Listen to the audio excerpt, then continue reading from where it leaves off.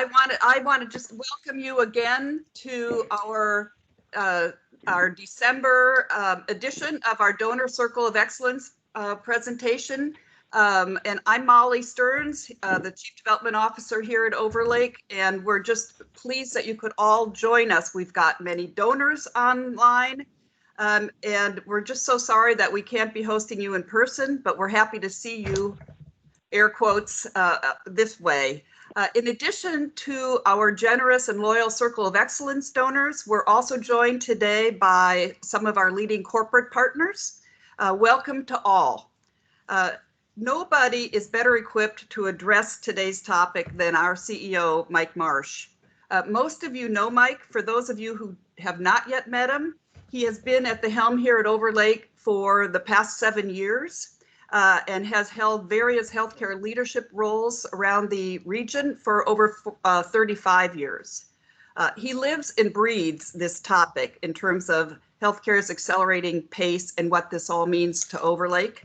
And as you will soon will become obvious to you, he has given us, he has some pretty good insights and some pretty good ideas to share with you.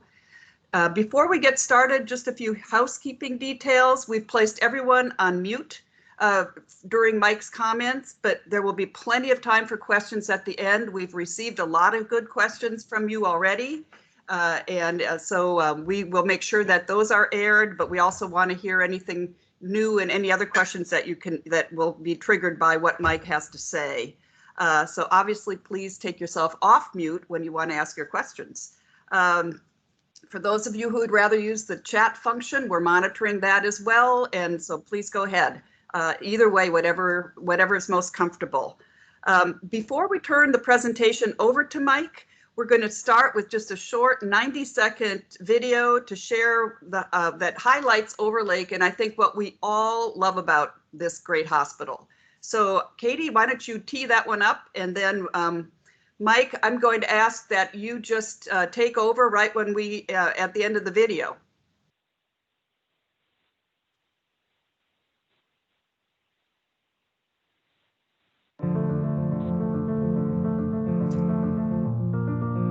No matter what, Overlake Medical Center is here for you, and we have been. For the last 60 years, we've been here when the community needs us, whether it's during emergencies or routine checkups or giving birth to its newest members. We're here for you for whatever comes your way. Overlake was founded by the community for the community. We've grown and evolved with the East Side, offering the highest quality of care to our diverse community, in the good times and the hard times. The highly trained people here at Overlake care deeply for this community because it's ours too. That's why we get up every morning to be here, no matter what. That's what makes Overlake Medical Center a world-class hospital right here on the East Side for the past 60 years, the next 60 years, and beyond.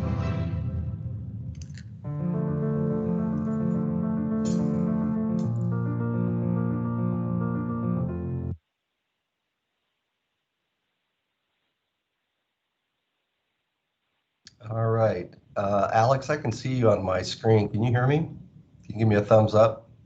Give me a thumbs up, Alex. Yes, I can. Okay, yeah. Perfect. Do you want to put up the first slide? Not you, Alex, Jennifer. Oh, yeah.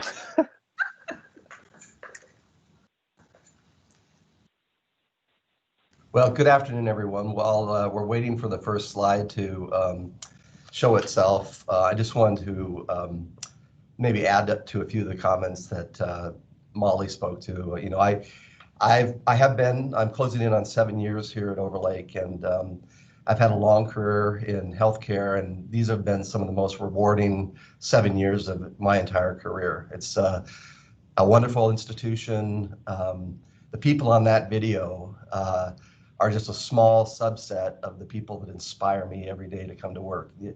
It's really a remarkable group of individuals that I get the privilege to lead and work shoulder to shoulder with. And that includes you, our supporters of Overlake. You know, it's not exaggeration to point out that without a circle of excellence, of individuals like yourselves who have been leaders in the community and supporters of Overlake, Overlake wouldn't be the institution that it is today. And so, you know, you've often heard me say we were built for the community and by the community, and we take a lot of pride in that. And we use that as a bit of a true north for us as we think about heading into the future. The topic is actually pretty dense today. I'm going to go fairly quickly. Any number of things could sidetrack me relative to the level of interest, but I want to follow your interest, and so I want to make sure that we have time for Q&A. Next slide. You know, today is really about the accelerating pace of change. But before I get into that, I do want to talk a little bit about our Overlake story. Some of you know it very well. You may have been part of the families that helped to found this institution. In some case, you may be new to the community and are just experiencing what Overlake has to offer based on your families or your own personal experience. But it's a great story, and I want to talk about how this organization has kept pace with the pace of change for the last 60 years on the East Side. This is our 60th anniversary this year, and so it's a milestone in of itself. I also want to talk about the acceleration of change. It is breathtaking, so I'll leave it at that, and I'll spend more time on that in a few minutes. And then I don't want to leave without talking about going forward, where we're headed as an organization and how we're adjusting to these rapidly changing times. Next slide. Overlake is our community's hospital, and I'm using that word from a possessive way very specifically. This is our community's hospital. We started at humble beginnings with 50 beds to grow into one of the largest hospitals in the state of Washington. You know, the leaders in our community 60 years ago recognized that we would never achieve a world-class community without world-class healthcare. And they sort of laid the gauntlet down for the leaders that came before me, the shoulders that I stand upon, to say, how can we rise to that level of aspiration in building something that is befitting of a community that has grown and has led not just the Puget Sound or Washington State, but in some cases the world in activity as it relates to what's been accomplished on the East Side. We now, there are 112 hospitals in the state of Washington. We now are somewhere between the 5th and the 7th largest hospital in the state, just demonstrating our growth over that period of time. So yes, we're our community's hospital, but we have grown to be an advanced regional medical center. So as we started, as expected, you know, we had a childbirth center. Now we're bringing 10 lives into this world every single day. We have among the most advanced neonatal intensive care unit, caring for infants as young as 26 gestational weeks and headed towards 24 gestational weeks. Viability itself. We have a level 3 trauma center here, which is the backup to Harborview in the most extreme of catastrophic activities that you might imagine. When in our early beginnings, of course, it wasn't surprising that we offered a good suite of general and surgical and diagnostic services. And so that wouldn't surprise anyone. What might surprise someone is in our very beginnings, in 1960, we made a commitment to behavioral health. We've kept that commitment and expanded that commitment through all 60 years. I've been with organizations that have closed their behavioral health centers throughout that time because it's a very challenging service to run. But we've continued to support that particularly vulnerable population. What you might not expect and what should be exceeding your expectations is this is an organization that outpunches its weight class in highly subspecialized care, care that is not rendered in many hospitals in the state and in some hospitals in the Northwest. Our cardiac services line is among the best in the country, offering some of the most advanced cardiovascular surgery and thoracic surgery, minimally invasive surgery, electrophysiology procedures that are offered in only precious few organizations. Investing in our new hybrid OR, arguably the most advanced hybrid OR in the state currently to support our vascular and cardiac services. Our neurosurgery program, which is now retrieving ischemic clots from stroke patients, patients who are coming in fully hemiplegic on one or the other side of their body, leaving here fully functional because a neurosurgeon is able to, through a catheter, retrieve the clot and restore blood flow to the brain using our new biplane suite. We have one of the most highly specialized and advanced robotic surgery programs, serving multiple service lines, our gynecological oncology, colorectal surgery, our urological department. And every year we're adding new specialties. We just this last year, we've added the complex and very highly advanced hepatobiliary surgery program to support patients needing advanced liver and pancreatic surgeries. So we're still the community's hospital, but we've grown into a regional medical center, and one that really is providing advanced care that's on par with the most advanced groups in the country. You just advance to the next slide, perfect timing. So you can see our region is growing, and it's not just Bellevue.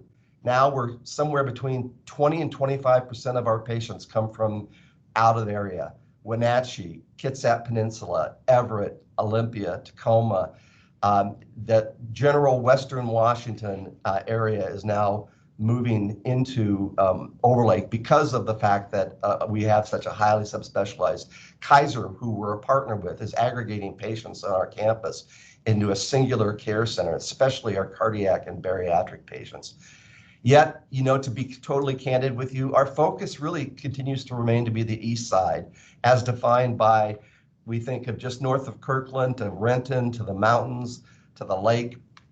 And that's nearly 1 million people now. I think it's actually in excess of 1 million people now. It is a vastly growing community. It's very competitive. And for us to take our eye off the ball to look at some market that's well outside of that collection of communities on the east side, we think would be folly. And so while we are gaining more and more patients from the surrounding areas, and we do have strategies for that, our focus is bringing more and better services to the people of the east side. One last thing I want to say about our region is the changing face of our community. We are now a majority minority community. Last year alone, we translated over 100 languages here at Overlake. So we have an opportunity to support these new American immigrants to understand this complex healthcare system and to meet their cultural expectations in best providing them the care and the care experience that they hope for based on whatever cultural traditions they come from. Next slide. But we're more than just a hospital. In my time here, we've increased our investment in our ambulatory network from about $24 million a year to now almost $50 million a year.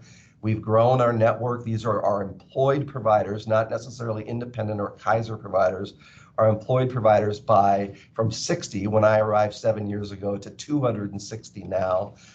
We have 34 clinics that are in part of the Overlake Clinic platform, and 24 specialties. And you'll notice that one dot on the west side of the lake, that's our Expedia clinic supporting the employer of Expedia.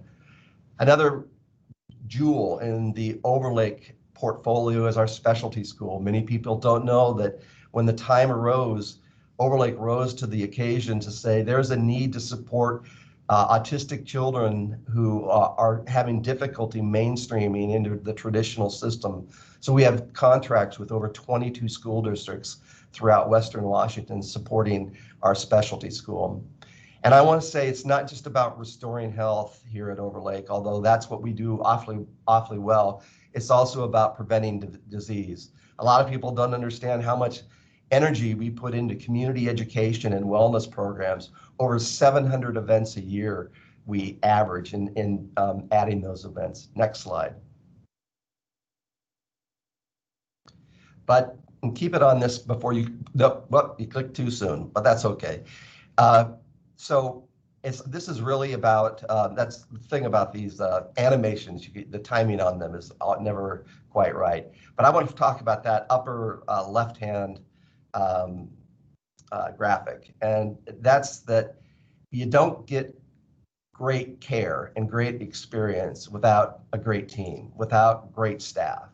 We have 3,200 employees now at Overlake, 1,300 members of the active medical staff, and supporting that group of individuals to work at their highest level with the greatest amount of engagement is probably the secret, singular, most important thing to achieving the kind of results that I'll talk about here in a second.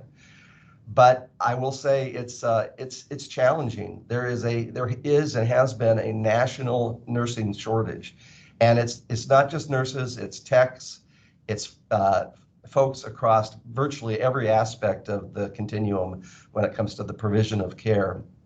There's no shortage of hospital CEOs, I will say, but beyond that, there seems to be a shortage of all the folks who are really close to the patients. Right now, within a 10-mile radius of Overlake, there are 700 openings for ICU nurses, 700.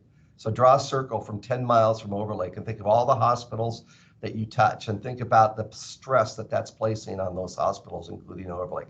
There are 2,000 nursing openings within 10 miles of Overlake.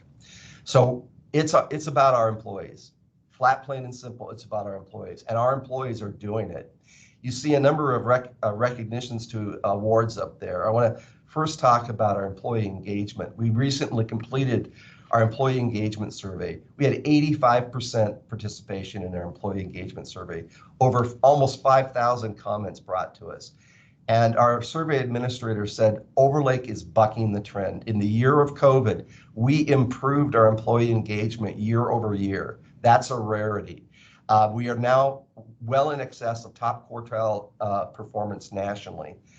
When you look at engagement, they have various favorability scores. We're 4% unfavorable score. An outstanding organization is a 10% unfavorable score. So you can see that we're in really great territory. And the areas that have been called out in our survey results as really far exceeding the national averages and benchmark performances is in the references to our culture and collaboration.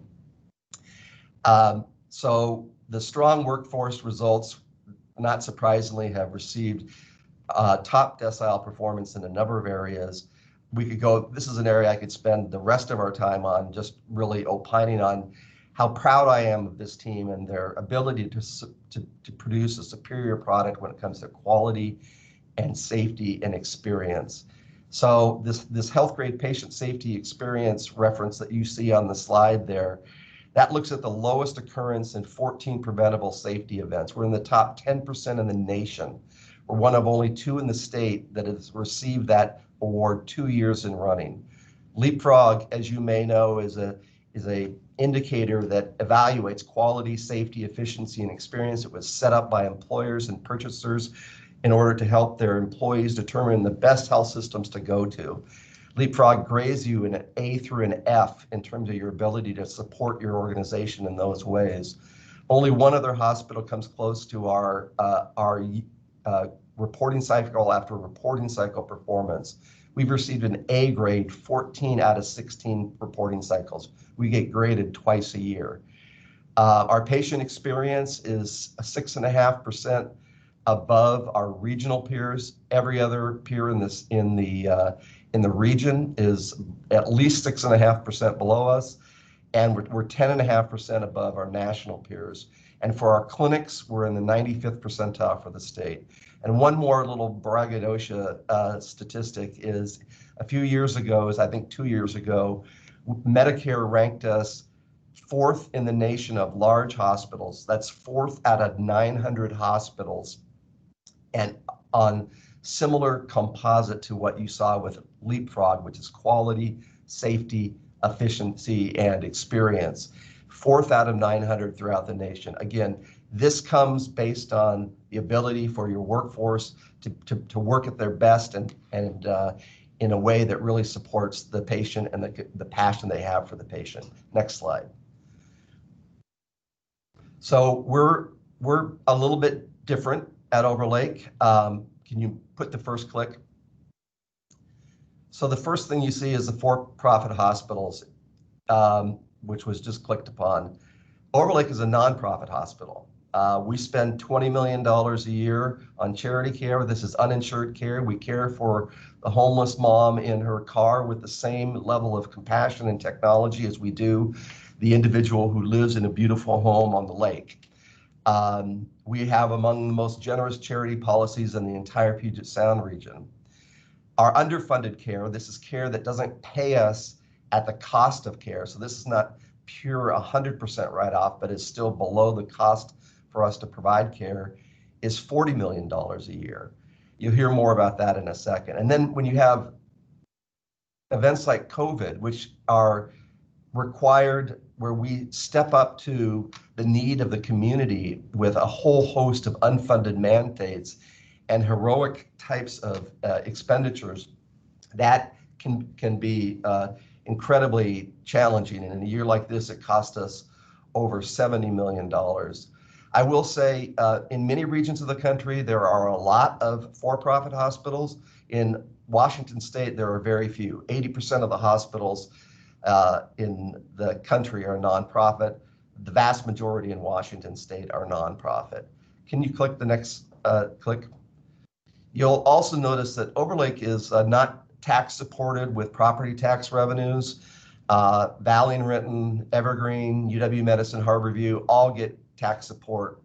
Overlake has relied on its ability to have a sustainable business model coupled with really generous support from its community in building what we have here today. And then click the third.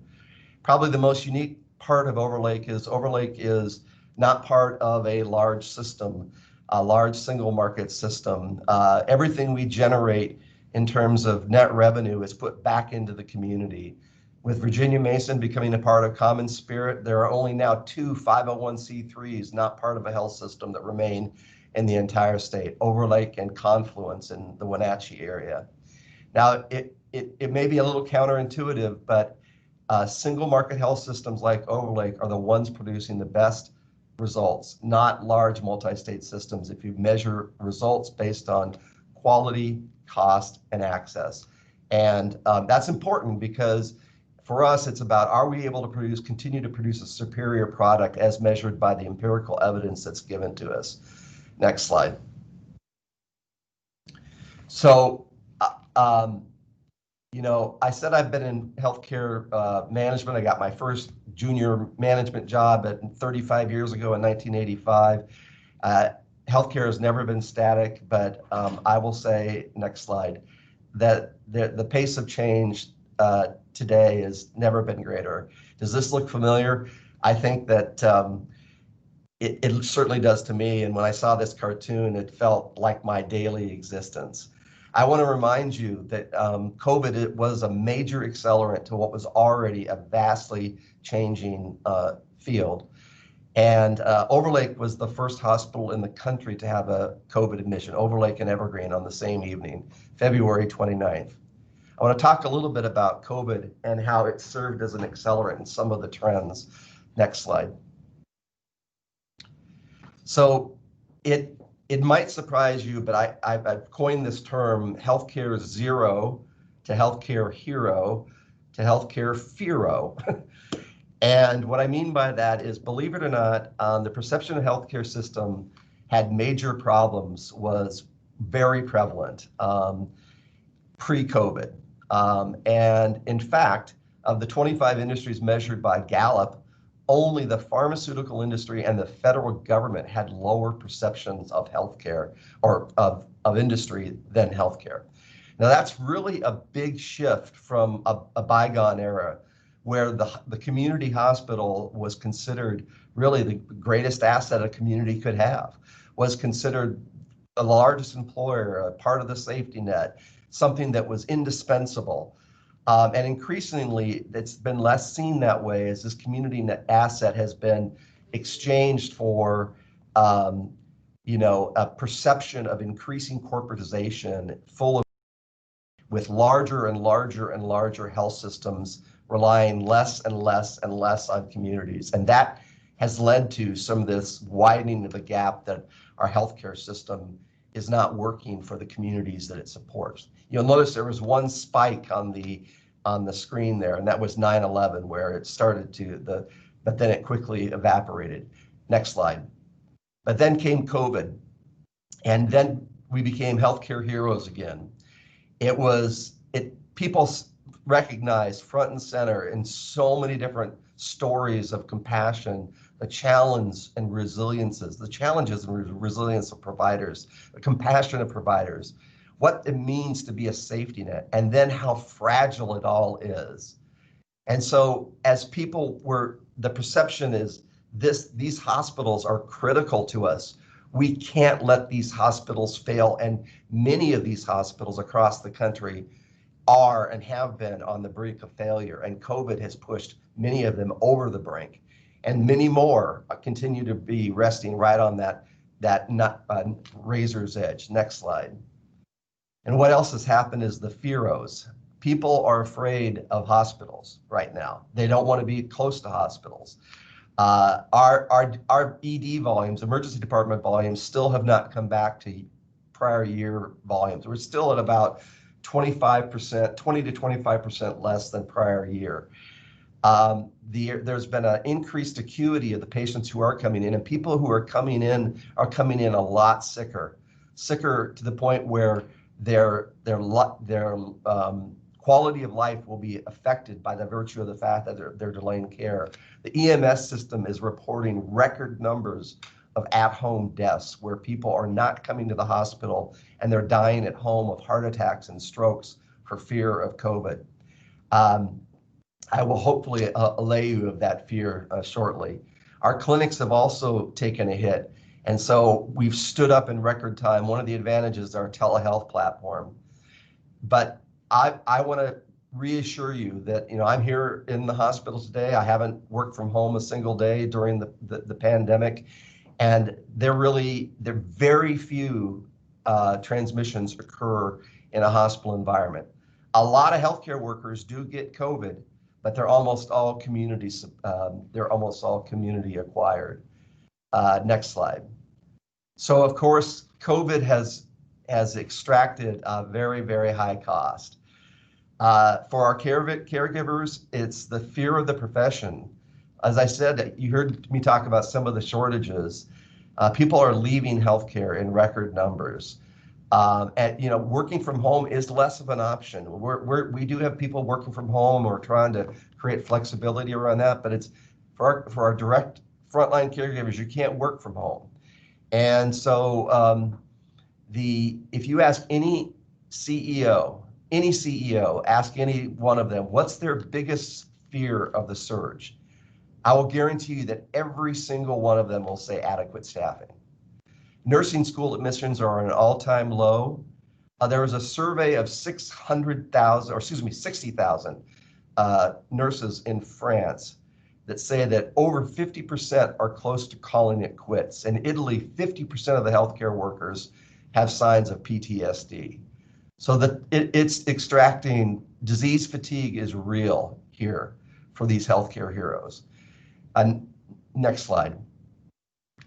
It's also, of course, actually, that was, I don't know if you can go back, but I took you forward too quickly.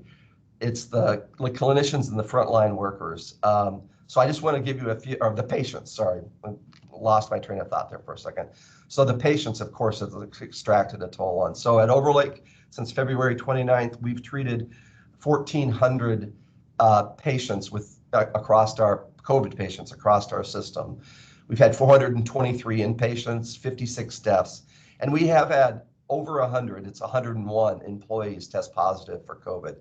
Almost all of those were community acquired COVID testings. Now you can go on to the next slide. But there's not just a personal toll, there's been a financial toll.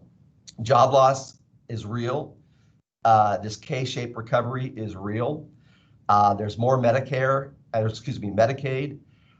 There's more needing charity care. There's more bad debt. Just to give you some sense, is 1% shift of our commercial reimbursement to a government payer, which is Medicare, Medicaid, is $5 million to our bottom line. Now, our bottom line on an annual basis in normal years is between about $10 and $15 million. So that's somewhere between half and a third of our bottom line. We have about, our total revenues is about 600 million. As I said before, the restrictions on procedures that the governor put in place in the spring cost us about $60 million this year. We did get some CARES funding. We got about $24 million in CARES funding. And we've had about $22 million in unfunded FEMA costs, most of which we don't expect to see returned to us. We're hoping if we can get maybe as much as $5 million, we'll have considered the FEMA application process a success, but nothing close to the $22 million that we've spent. Next slide. So I don't know what's coming next for the next surge. We are in the next surge. We expect it to get worse, but what I know for sure is that we will be ready. Our PPE supplies, we have hundreds of thousands of items, PPE items. In some cases, we have 90 days of supplies. In some cases, we have over a year's worth of supplies on hand at current surging rates. Our supply chain is much better across the country. It's still not perfect, but compared to where we were in the spring, it's a world of difference. With testing, Overlake is one of the few hospitals in the state that made the decision over the summer to stand up its own molecular lab. This has been a home run.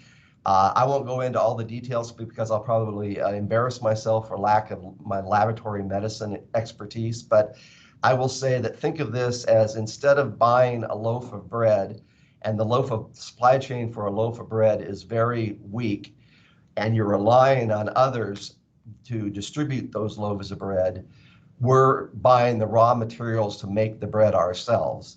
We have very competent molecular staff, and we made the investment to do that. There are, I think, up to 5 or 6 hospitals now in the state that are doing this, and it's giving us very quick turnarounds with a lot more supply chain reliability, and it's been a game changer for us.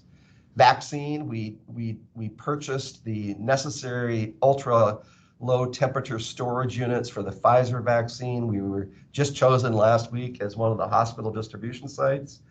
For cohorting, you'll see that picture in the upper right-hand quadrant there. That's our new East Tower, and you see the red portion of that. That is intended to indicate what we did as a mid-course design correction.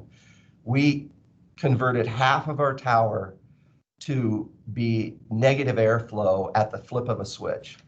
During the pandemic, as we were cohorting people, and throughout the pandemic, as we have cohorted people, we've had to completely reconnoiter a lot of our HVAC system in order to support the safety of our staff and visitors and patients. What I haven't talked about is nursing. Again, so for the surge, none of the things I just talked about are going to be the things that will shut us down as it relates to our ability to provide care across. Because remember, most of the patients we see right now are not COVID patients. Still today, I mean, we have about 3 times the COVID patients that we had in the summer and early fall right now, but compared to the full house that we have in other areas, it's not COVID patients. The vast majority are not COVID patients. The rate limiting step to starting to reduce some of those non-urgent procedures is our nursing staff. That is the big issue. I've talked about it a few times today. Next slide. So COVID isn't the only change that's coming. This is not a surprise to anybody. We've all been hearing about the silver tsunami. 10,000 people every day turn 65. Medicare pays hospitals on average, and this is true at Overlake too, about 85% of cost. Stated differently, every single Medicare patient I lose money on. We lose money on every single Medicare patient. based on the cost of care and based on the reimbursement from Medicare. And of course, Medicare patients, that's kind of our business model. Older people need more health care. They need greater levels of services, more highly subspecialized services. So as we get more and more Medicare patients into the systems, which we fully anticipate, that's going to continue to strain the system both here and across the country. Next slide. The next really big trend in change is the shift from inpatient to outpatient care. Now, this shift has been going on for all 35 years that I've been in healthcare, but now it's not a dimmer switch anymore. It's a light switch. A couple of examples. In 1 year, last year at this time, approximately 5% of our total joint cases were being discharged the same day. So a total knee, a total hip being discharged the same day as the surgery. Imagine that. Now, 50% of our total joint cases are being discharged the same day. In 3 years, the federal government has decided to take to reduce its Medicare inpatient only list. So inpatient only can't be done in an outpatient setting, down to 0. 1,700 procedures will be off of the inpatient only list. Next year alone, calendar year 21, 300 of those procedures come off. And then finally, the payers are increasingly classifying what we have historically thought of as inpatient cases, people who are here 1, 2, 3 nights. So for all intents, why wouldn't you think it was an inpatient, to an observation patient? What are the consequences of all that? 30 to 40% less reimbursement, with frequently similar resource requirements. Another consequence is it brings in new market entrants, others who are looking at cherry-picking profitable cases, who aren't looking at support being the safety net for everyone in the community. Just one more little statistic for you, 1% shift from our service mix from inpatient to outpatient is $4 million of NOI a year. So remember what I said about government and commercial. That was 5 million, this is 4 million. So the next slide. In addition to that, the technology demands are not slowing down. There's a joke in medical school that everything you will have learned in medical school will be obsolete by the time you graduate. And that's not far from truth. The capital requirements that we have right now facing us are incredibly huge. Just one example, our robot technology, which is pretty standard across most highly subspecialized institutions like Overlake, is obsolescing every 2 to 3 years at a cost of about $1.5 million to $2 million per robot. In the past, technology like robots or some highly advanced diagnostic technology would have had a useful life of 15 to 20 years. We have a healthy capital budget. In non-capital, big capital project years like Project FutureCare, we have routine capital of about 25 million to 40 million per year, but it's being put under pressure. It's getting to the point in the healthcare industry where the ability to innovate, the genius of people who are coming up with these new technologies to truly improve patient care is outpacing our delivery system's ability to afford that innovation. And I haven't even talked to you about cybersecurity. Healthcare is incredibly vulnerable to cybersecurity. And it's not the usual suspects of social security number or your medical diagnosis. It's the devices that are being used to keep people alive. And the cybersecurity investment that we're making, the efforts that we're putting into cybersecurity is unprecedented in anybody's career. And yet, in spite of the investments that are being made, the threat feels like it goes up daily. Next slide. And now we have this alphabet soup of new competition. Somewhere in the private equity world, people started to wake up to the fact that healthcare is 20% of the economy. The economy is $20 trillion. Healthcare is a $4 trillion industry. There's a lot of opportunity there if you're going after some very specific lucrative markets that are required to support the nonprofits world's sustainability. It's difficult to generalize this alphabet soup of organizations, but one thing I can tell you for sure, They're not looking to be the safety net. They're not looking to be the safety net. And they will be disrupting the hospital industry, but they're not looking to become hospitals. And they're going to be using private equity to help fuel the disruption. So the other thing that's interesting is these disruptors, and they're across probably about 15 or 20 different major platforms, they're siphoning workers away from direct patient cares, doctors, nurses, technologists. They're siphoning folks who are doing the direct patient care and who now say, you know, I'm working 40 hours a week and having a predictable schedule and not dealing with sick people on a daily basis doesn't sound so bad, and I can still be in healthcare. So making the healthcare labor shortages that much more challenging. Next slide. The good news is we're prepared to meet the industry and the challenges head on. Next slide. As we look to the future and we think about, you know, boiling it all down to a few key themes, it's more than 6, but to just in the interest of time, I wanted to draw your attention to 6 areas of how we're preparing for the future. We're doubling down our investments in outpatient capabilities. We're continuing to increase our investments in our Overlake clinic network, especially in those areas with an outpatient specialty focus.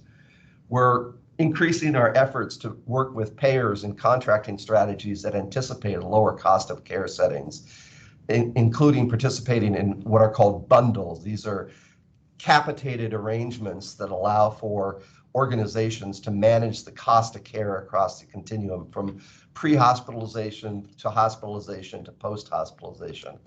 And we're transforming hospital operations to look and feel more like outpatient setting. Last year, we stood up our rapid ortho unit in record time. This is the ortho unit that is now discharging 50% of our total joints in less than 1 day. We're setting up a short stay unit to take on the influx of the short stay patients that are now being classified as short stay instead of a traditional inpatient. On productivity and efficiency, we're well positioned. Overlake is a high value provider with our cost position, but we can't let our foot off the gas in so doing. One specific area I think that we've got an advantage is we have a partnership in a joint venture with Evergreen known as Eastside Health Network, and we have an ownership position in a great organization called First Choice. We're bringing these 2 organizations together in ways that allow us to go direct to business, that enable us to lower the cost of healthcare for employers out there. Aggregation and partnership strategies. This is just about what I was saying. Kaiser and others are looking to us because of our quality, our safety, and our experience, as well as our technology and our facilities. They're looking at aggregating. We're looking at selective partnerships. We've got the Evergreen partnership around cardiac, where cases that previously were going to Virginia Mason now are being sent here to Overlake. We just recently completed the partnership with the Cancer Care Alliance, which is going terrifically. So aggregation, we're not looking at becoming part of a larger health system. We don't see that as bringing value to the community, but we will partner with others to bring more and better services to the East Side, as long as those services can remain in the East Side. On digital health, you know, we spent $170 million on our electronic medical record over a number of years. This is a Ferrari and we're using probably about 15% of the engine. So we've got a lot of opportunity there. We've got opportunities and are pursuing opportunities with both Microsoft and Amazon as it relates to being an incubator to some of their brilliant ideation that's going on around getting into the healthcare environment. And we're starting to put our toe in the water with private equity partnerships. Employer of choice, we're looking at transportation and housing initiatives, including more generous work from home options, career ladders, continued support for continuing education, which actually differentiates us as a healthcare employer, is our commitment to education for our employees. And then most importantly is recognizing that, you know, in an organization that's the size of Overlake, and with the level of complexity that we have, but not being part of a large system, we can differentiate ourselves on the fact that every employee can make a difference. And we think that is a differentiator to becoming an employee of the Overlake family. And last but not least, it's playing to our strengths. This is an organization that I wish I could spend the entire presentation on talking about our quality, our safety, our patient experience, our workforce, our value as it relates to our cost of care, and of course you, our community, how you have been with us throughout this entire journey. We're not going to walk away from any of that. We're not going to chase a shiny object and take our eye off the ball of what has made us great for this many years and what continues to make us great. So next slide. You wouldn't have a presentation if you didn't have a picture of Project FutureCare, so there it is. You know, our new cancer center opened a couple of years ago. Last year we opened our new ORs. Our next phase of Project FutureCare is our new East Tower, which you've all seen as you've driven by. It will be fully opened in February of this coming year, so 2021. And then coming soon, our new psych hospital will be online November of 2021, and shortly thereafter, our new campus entry will be up and going. And then the last slide. So, you know, in sum, I just want to say that Overlake provides the most advanced medicine that you'll find anywhere in the country, performing complex procedures and advanced therapies routinely. But we never lose sight that for each and every person we treat, it's not routine for them. And so for us, we feel that we provide advanced medicine at a human scale. And in our mind, it doesn't really get any better than that. So with that, I'm privileged to take whatever questions you have, and I'll turn it back over to Molly to moderate the rest of the event. All right. Thank you, Mike. That was a lot to get out there and a lot to take in. I want to just underscore what you ended with is one of our key strengths is all of you, all of our donors. It really is true that we can't do this work without you and couldn't have gotten this far without you. And going forward, that will be increasingly the case given the margins and the tightness in the market Mike referred to. So there are, as we have questions that start to come in, Mike, I want to give you one that we got in advance, if that works for you. And this has to do with the mergers and the acquisitions of hospitals becoming parts of larger non-secular secular systems, and particularly the Roman Catholic system. What is the approval process for such mergers, and what are the potential ramifications for healthcare delivery, as you would see that? Well, there's a lot packed into that question. Yes, there is. So again, you know, healthcare is consolidating, but there's still a lot of what I call single market health systems like Overlake successfully operating around the country.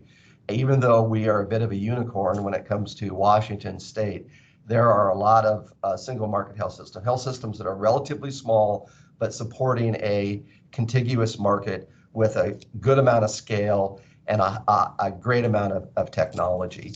So, and furthermore, I want to underscore the point. I mean, we're blessed in the Puget Sound. I don't want to give the impression I'm disparaging any health system, because all of the health systems I view in the Puget Sound as being outstanding health systems.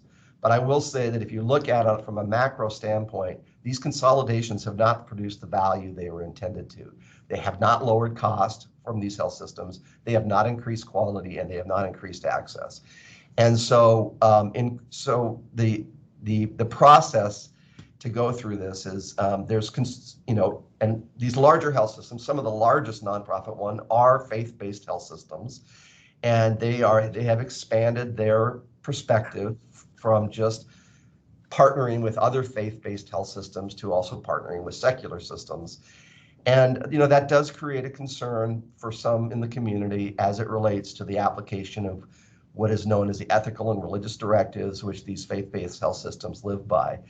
That's a concern that I won't go into, because I'd rather have those individuals speak for themselves, although I know a fair amount of it, having worked for a faith-based health system for 25 years.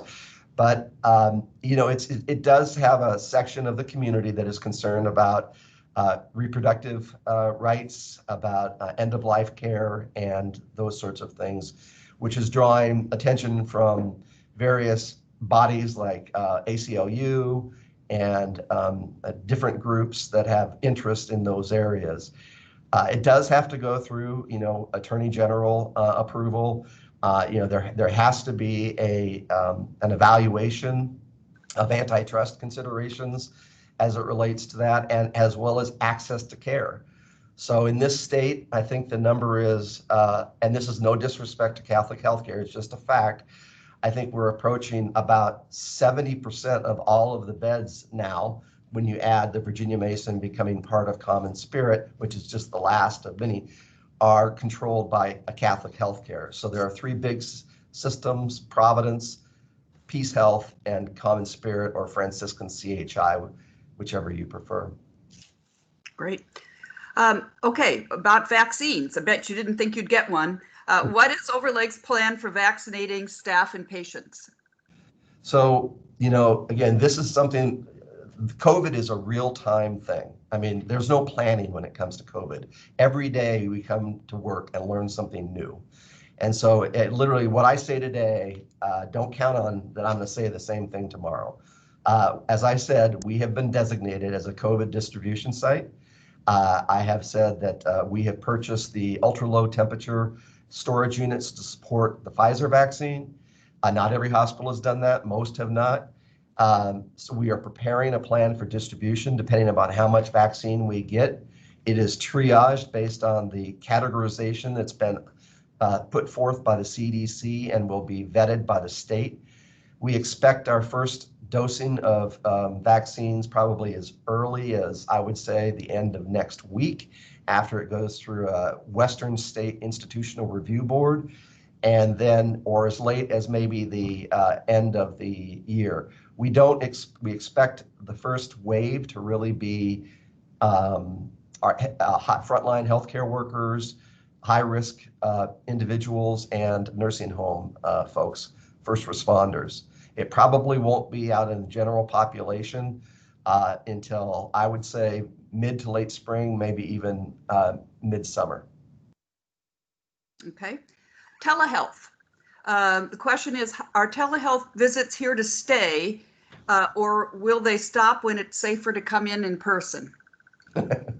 I think they're here to stay. I think that, what's interesting is after the first wave and people started to get comfortable coming back to their physician, the physician was asking patients, gosh, would you just rather do this through a telehealth platform?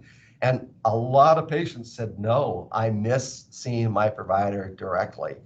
And so I think there is definitely going to be, this is one of the areas where we could be most easily disrupted by some of those disruptors that I talked about, and that could be a challenge within our business model.